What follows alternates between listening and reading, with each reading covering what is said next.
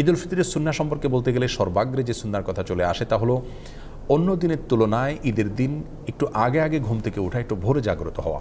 ফজর নামাজে উপস্থিত হওয়াটা ঈদের নামাজে উপস্থিত হওয়ার চাইতে অনেক বেশি গুরুত্বপূর্ণ। আর সেই সাথে ঈদগাহে একটু আগে আগে যাওয়া, এটি ঈদের দিনের প্রথম সুন্নাহ। দুঃখজনক হলেও সত্য যে আমাদের সমাজে বরং উল্টা চিত্র দেখা যায়। আমরা অন্য দিনের তুলনায় ঈদের দিন একটু দেরিতে ঘুম থেকে উঠে থাকি এবং ফজরের সময় অনেকে উপস্থিত হতে পারেন না। এর কারণ হলো চাঁদ রাতে আমরা দেরিতে ঘুমিয়ে থাকি। এই কালচার পরিবর্তন হওয়া উচিত। প্রথম সুন্নাহ হলো আগে আগে ঘুম থেকে ওঠা অন্য দিনের তুলনায় এবং ঈদগাহে আগে আগে যাওয়া। ঈদ উল ফিতরের দ্বিতীয় সুন্নাহ হলো খেজুর খেয়ে তারপরে মসজিদে আসা, অথবা মিষ্টি জাতীয় কিছু খেয়ে মসজিদে আসা যদি খেজুর না থাকে। তৃতীয় সুন্নাহ হলো গোসল করা, সেই সাথে সুগন্ধি ব্যবহার করা এবং মেসওয়াক করা। 4 নম্বর সুন্নাহ হলো যার যা পোশাক আশাক আছে তার মধ্যে থেকে উত্তম পোশাকটি পরিধান করা। নতুন পোশাক আবশ্যক নয়, সুন্নাহ নয়, তবে যা আছে তার মধ্যে থেকে উত্তম এবং তুলনামূলক ভালো পোশাকটি পরা ঈদের দিন, এটা হলো সুন্নাহ। 5 নম্বর সুন্নাহ হলো ঈদগাহে যাওয়ার সময় পায়ে হেঁটে যাওয়া, কোনো বাহন ব্যবহার না করা। যারা বৃদ্ধ বা অসুস্থ তাদের কথা ভিন্ন, সুস্থ স্বাভাবিক মানুষের জন্য বাহন ব্যবহার না করে পায়ে হেঁটে যাওয়াটাও সুন্নাহ। এতে ঈদের সৌন্দর্য বিকশিত হয় এবং প্রকাশিত হয়। 6 নম্বর সুন্নাহ হলো ঈদগাহে যাওয়ার সময় তাকবীর বলতে বলতে যাওয়া। আল্লাহু আকবার, আল্লাহু আকবার, লা ইলাহা ইল্লাল্লাহ, আল্লাহু আকবার, আল্লাহু আকবার, ওয়ালিল্লাহিল হামদ। এই তাকবীর পাঠ করতে করতে ঈদগাহে আসা সুন্নাত। গল্পগুজব করতে করতে আসা উচিত নয়। তাকবীর আমাদের মুখে থাকবে এবং আমরা ঈদগাহে যেতে থাকবো। 7 নম্বর সুন্নাহ হলো যেই পথ দিয়ে আমরা ঈদগাহে আসবো, বাসায় যাওয়ার সময় অন্য পথ ধরে আমরা যাব।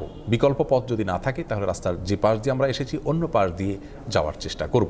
8 নম্বর সুন্নাহ হলো ঈদের দিন হাসি মুখে থাকার চেষ্টা করা যথাসম্ভব। কোনো কারণে মনে দুঃখ থাকলেও যথাসম্ভব হাসি খুশি থাকার চেষ্টা করতে হবে, সবার সাথে আনন্দ ঘনভাবে সময় কাটানোর চেষ্টা করতে হবে। এটা ঈদের গুরুত্বপূর্ণ একটি সুন্নাহ। ঈদের 9 নম্বর সুন্নাহ হলো যথাসম্ভব মসজিদে বা বদ্ধ জায়গায় ঈদের নামাজ না পড়ে উন্মুক্ত জায়গা বা মাঠে ময়দানে ঈদের নামাজ পড়া উচিত এবং উত্তম সুন্নাহ। এতে ঈদের আনন্দ এর মধ্যে পূর্ণতা পায়।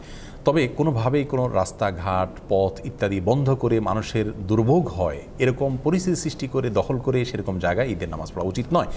উন্মুক্ত জায়গা যদি পাওয়া যায়, কারোর জায়গা যদি কেউ পারমিশন দেন তাহলে সেই জায়গাতে হতে পারে, অথবা শহর অঞ্চলে যদি সেরকম কোনো জায়গা না থাকে তাহলে মসজিদেও ঈদের নামাজ হতে পারে। ঈদের 10 নম্বর এবং সর্বশেষ সুন্নাহ হলো একে অন্যকে শুভেচ্ছা জানানো ঈদ উপলক্ষে।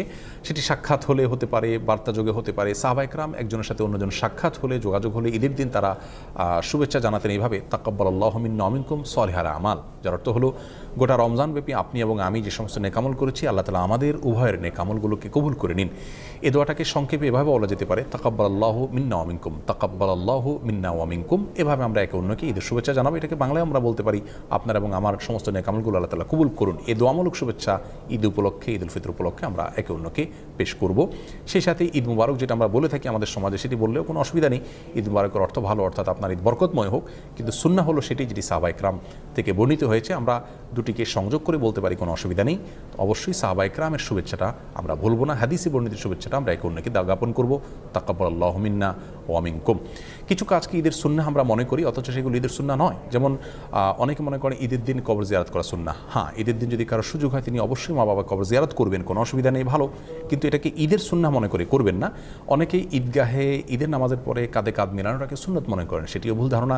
অনেকদিন পরে কারোর সাথে সাক্ষাৎ হয়েছে, সম্প্রীতি বা ভালোবাসা প্রকাশের জন্য আপনি কাঁধে কাঁধ মেলালেন, সেটি করা যেতে পারে, কিন্তু ঈদের সুন্নাহ মনে করে সেটি করা উচিত হবে না।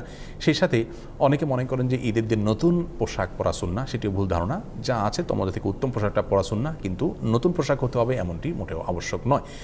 ঈদ উপলক্ষে অনেকে অনেক বেশি পাপের কাজে নিমজ্জিত হয়ে যান। বিশেষ করে যুব সমাজকে দেখা যায় যে ব্যান্ড পার্টি, বিভিন্ন রকমের মিউজিক অনুষ্ঠান ইত্যাদির মাধ্যমে তারা ঈদ পালন করে থাকেন। অনেক মা বোন আছেন যারা গোটা রমজান জুড়ে আল্লাহর ইবাদতবন্দি করেছেন, অথচ ঈদের সময় তারা পর্দার বিধানকে লঙ্ঘন করে তারা বিভিন্ন গায়রে মাহরাম ছেলেদের সাথে মিশছেন এবং বাহিরে তারা বিনা প্রয়োজনে ঘোরাফেরা করছেন।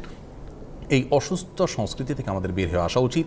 আল্লাহর দেয়া ঈদকে আল্লাহর বাতানো পদ্ধতিতে ব্যবহার করা উচিত। আল্লাহর অবাধ্যতায় আল্লাহর দেয়া ঈদকে যদি আমরা পালন করি তাহলে সেটি গুনাহের কারণ হবে। আল্লাহ তাআলা আমাদের সকলকে ঈদের সুন্নাহকে পালন করার তৌফিক দান করুন, সুস্থ এবং সুন্দরভাবে ঈদ উদযাপন করার তৌফিক নসিব করুন। আসসালামু আলাইকুম ওয়া রাহমাতুল্লাহি ওয়া বারাকাতুহু।